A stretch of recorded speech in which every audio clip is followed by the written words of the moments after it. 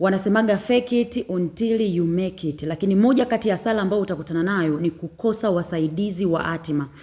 Kwa sababu wale watu ambao wanaletwa na Mungu kwa ajili ya kukusaidia, wakikuangalia wanaona kabisa ni mtu uliyejipata, wanakuona kama ni wewe ni successful, lakini ukweli kwamba ni mtu ambaye bado hujajipata na unahitaji msaada.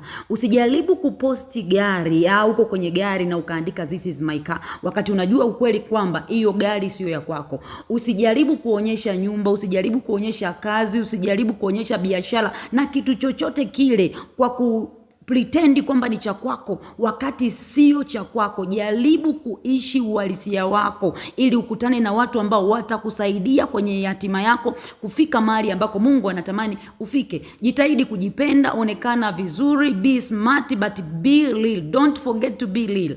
Usisahau kila siku, jikumbushe hili neno, kuwa mtu ambaye yule ni halisi, ambaye unapitia hicho kwa wakati huo ili ukutane na wasaidizi wa hatima. Lakini ukiendelea kupretend na kufeki, utakutana na watu ambao wanatakiwa kukusaidia, lakini watakuangalia, wataona kabisa kwamba ni mtu ambaye ni successful.